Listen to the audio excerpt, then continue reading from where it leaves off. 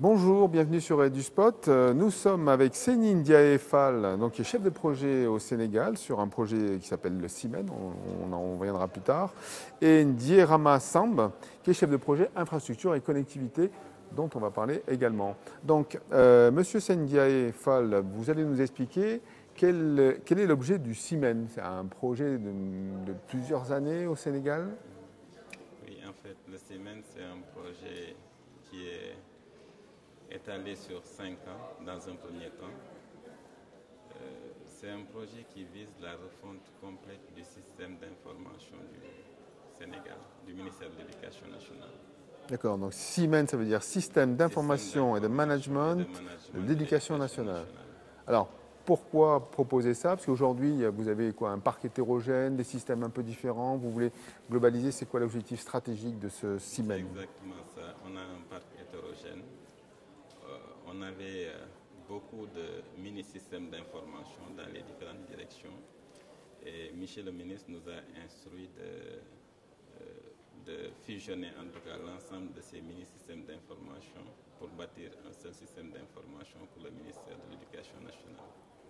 Alors, quand on parle de système d'information, l'objectif étant de connecter les élèves, les établissements, les enseignants. Qui on veut connecter? En fait, l'administration centrale? L'administration, les élèves, les enseignants, tout le monde. C'est pour ça qu'on a découpé le projet en 4 entités.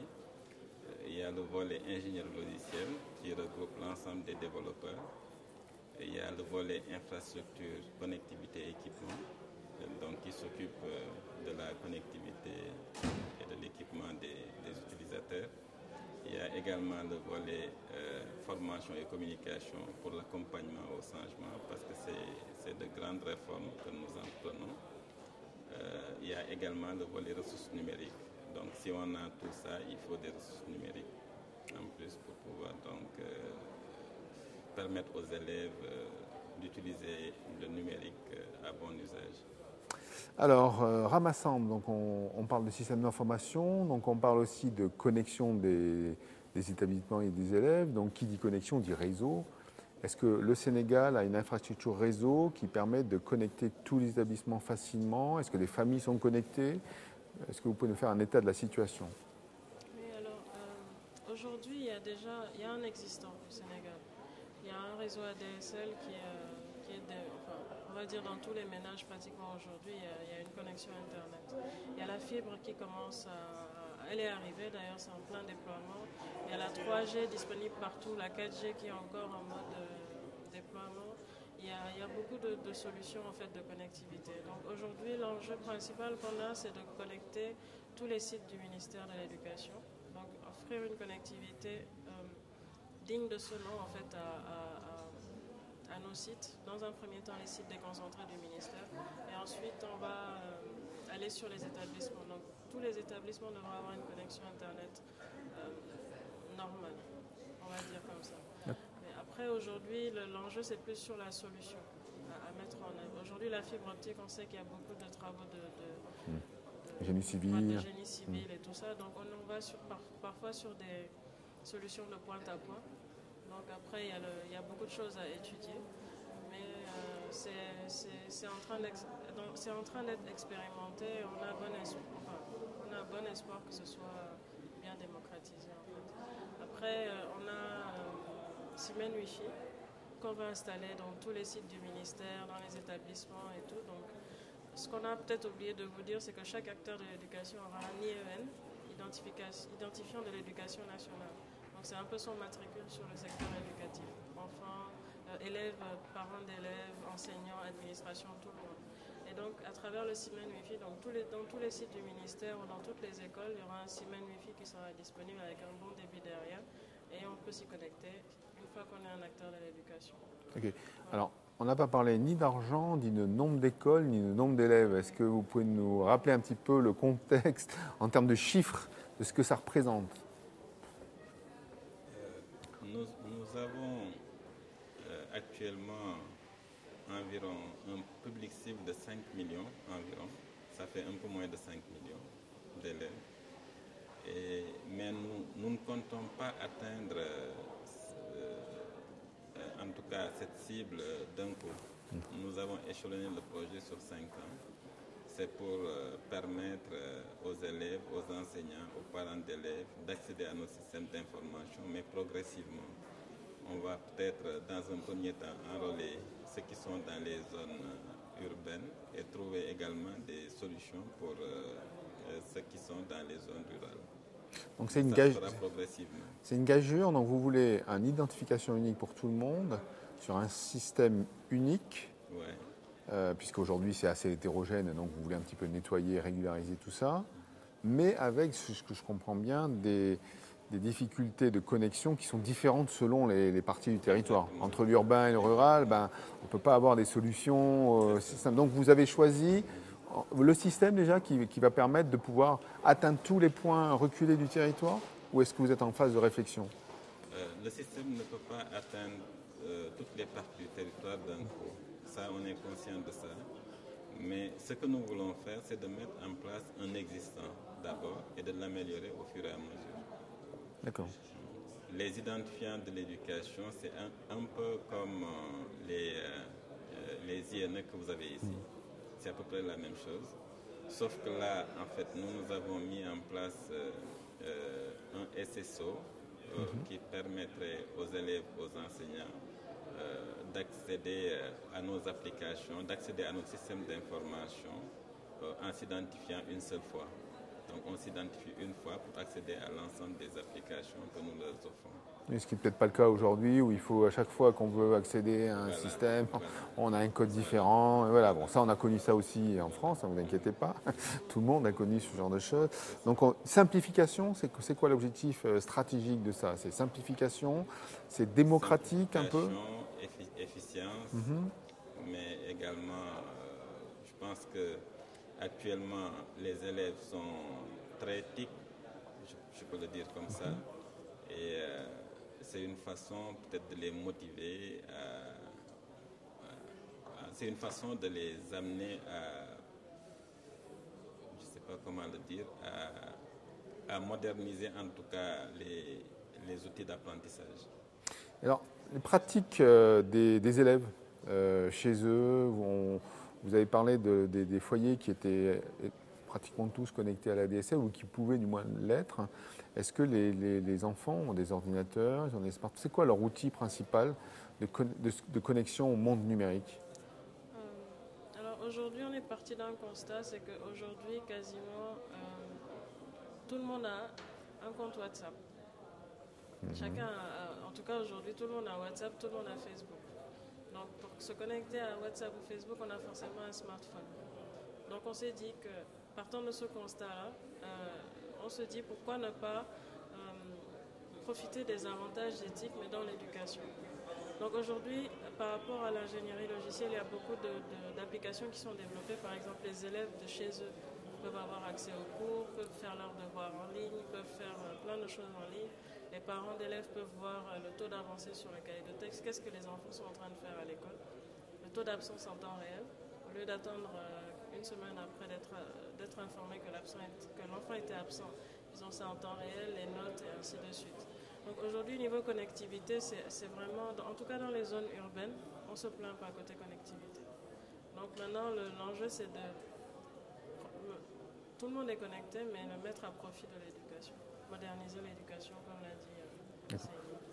En termes de moyens, vous allez mettre le paquet entre guillemets sur le système d'information, mais vous comptez sur les familles dans une mesure qu'on verra peut-être, voilà, sur la connectivité, du moins à la maison, et sur l'équipement, puisqu'en fait le problème de... Oui. Sinon il faudrait doter les établissements de matériel en tablette, peut-être en smartphone, et là ça commence à chiffrer beaucoup, parce que 5 millions, ça fait, on peut multiplier, et vous voyez tout de suite, on voit les chiffres sont assez impressionnants. Ça chiffre beaucoup, mais aussi on est parti du principe que lorsqu'on offre, en fait, les personnes n'ont pas conscience en fait, de la valeur de la chose. Donc, les emmener à faire une subvention peut-être ou leur montrer en fait, qu'ils doivent mettre une partie de leur côté et avoir conscience et valeur en fait, avoir conscience de la valeur de l'outil qu'ils ont en leur possession.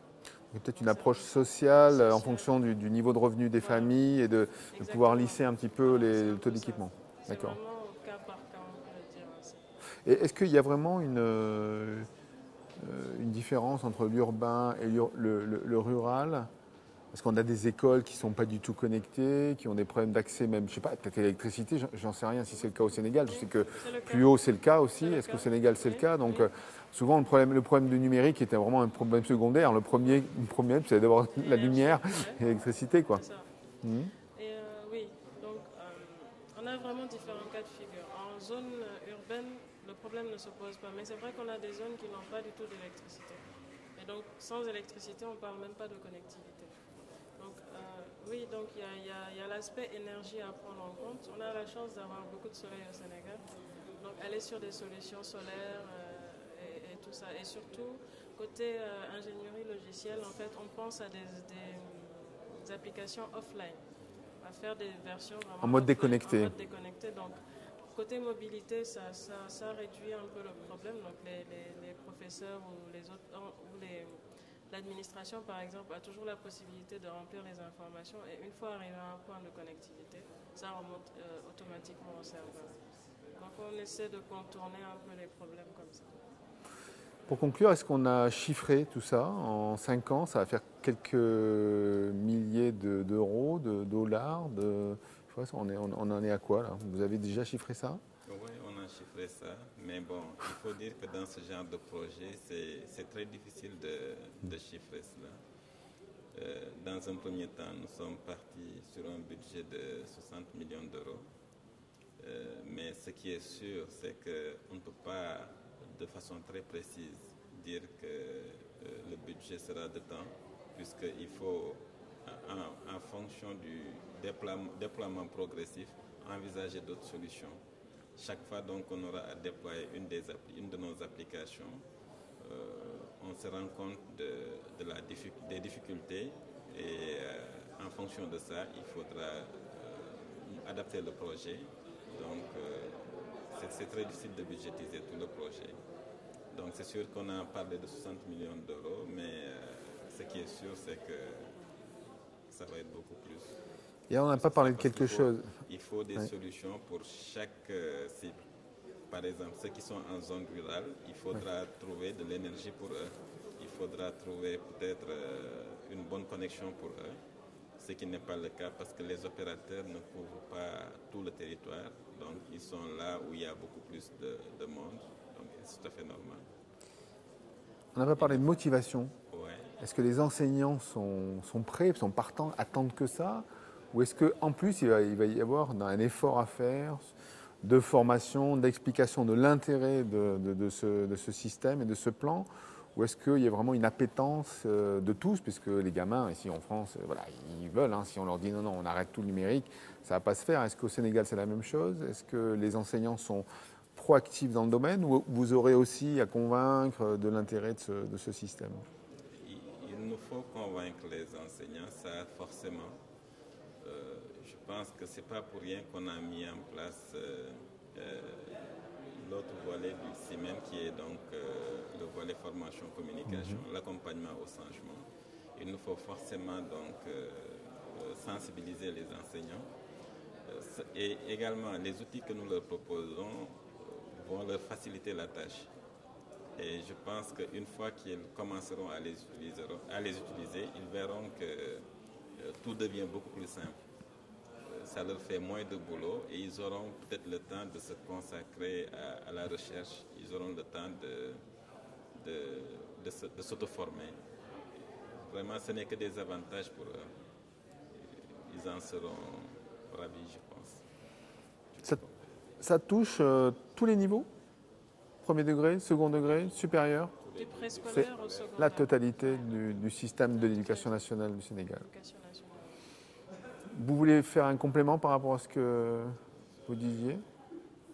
Peut-être côté connectivité. Tout à l'heure, vous disiez il y a le côté énergie, il y a le côté aussi mode de connectivité. Il y a certains endroits où la fibre arrive, il y en a où c'est la DSL, il y en a, il n'y a pas du tout de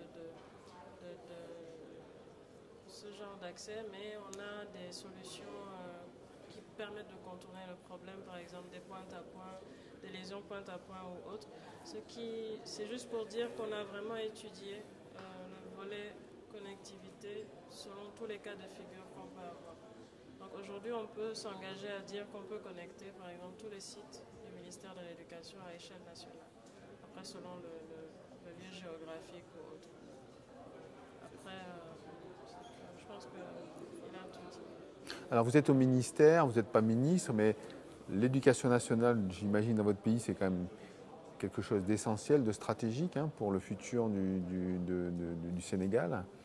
Est-ce que le numérique, c'est aussi important ou c'est un choix qui a été fait? Vous revenez de loin? Comment ça s'est opéré quelque part? Est-ce qu'il y a toujours eu des plans numériques successifs tous les 5 ans? On essaie de donner des orientations? Ou est-ce qu'avant, votre système s'est construit, chaque établissement a essayé un petit peu de bidouiller, de faire des choses, et puis vous avez dit il est temps de faire un tronc commun et d'avoir véritablement un plan cohérent? Comment ça s'est passé? Alors, aujourd'hui, en fait, il y a déjà un existant, comme Céline disait tout à l'heure. C'est qu'il y avait beaucoup de projets par là, de ci, par là. Donc, des projets qui développent des applis, par exemple, de RH, de gestion de finances et tout. Mais il n'y avait pas une cohérence entre tous ces systèmes. Donc, comme il a dit tout à l'heure, le CIMEN est là pour fédérer un peu tout ça. Il y avait des incohérences sur les données d'état civil, par exemple, d'une application à une autre. Donc, nous, on vient ajouter une couche afin de rendre plus cohérentes ces informations. Et aujourd'hui, il y a même au-delà du ministère de l'Éducation, même dans la politique du président, en fait, il y a le plan Sénégal numérique. De l'État. De l'État. Donc, le numérique a vraiment, c'est vraiment quelque chose qui tient à cœur, en fait, au Sénégal. D'accord, donc on est dans l'e-administration, e-éducation. Voilà, c'est ça, exactement. Comme elle l'a dit, moi je pense que le numérique a toujours existé au sein l'usage du numérique, je veux dire, a toujours existé au Sénégal, au sein du ministère de l'Éducation, mais c'était un usage incontrôlé, entre guillemets. Donc, quand le ministre, M. Thiam, est venu, il a voulu qu'on mette un système d'information au lieu d'avoir des mini-systèmes un peu partout. Il nous a instruit donc de mettre en place un système d'information fort. Donc, nous avons procédé à la refonte donc, du système d'information qui existait, à une refonte complète. Et il faut dire que nous avons tenu compte de l'existant surtout. Nous avons tenu compte donc, de l'existant. On n'a pas tout balayé. Si vous voyez par exemple dans notre architecture, dans notre plan directeur, dans notre schéma directeur, la plupart des applications que vous voyez là-bas existaient avant. Donc c'est pour dire qu'on a tenu compte de l'existant. Vous avez intégré. Ce qu'on a fait, c'est on a juste mis en place un noyau central. Ce noyau est constitué par une application qu'on a appelée les IEN, les identifiants d'éducation nationale. Ce qu'on a fait, c'est qu'on est parti de l'élève. On s'est dit qu'il faut l'identifier. Après avoir identifié l'élève, il faut identifier tout ce qui tourne autour de l'élève. Ce qui tourne autour de l'élève, c'est les enseignants, c'est les parents, c'est l'administration scolaire, mais c'est également les structures d'accueil, les locaux, je veux dire. C'est également le programme scolaire. Donc, tous ces éléments-là sont à identifier. Et une fois que c'est identifié, ça constitue le noyau de nos systèmes d'information. Maintenant, avant, il fallait avoir un login, un mot de passe pour chaque application. Avec le nouveau système, vous avez votre IN qui vous sert donc de login et vous avez un mot de passe et avec ce login et ce mot de passe, vous pouvez accéder à l'ensemble de nos applications, l'ensemble de nos services. Vous avez démarré il y a combien de temps? Du moins, le système est opérationnel depuis quand? Le système est opérationnel, une partie du système est opérationnelle. Ce n'est pas tout le système qui est opérationnel, mais une bonne partie du système est opérationnelle actuellement. Depuis, je peux dire, depuis 6 mois, une bonne partie du système est opérationnelle. Donc vous avez 4 ans et demi à courir pour arriver jusqu'au bout. Bon, bah, vous souhaitez bon courage, Ndiaye Rama et Monsieur Seni Ndiaye Fall. Merci beaucoup. Je vous en prie.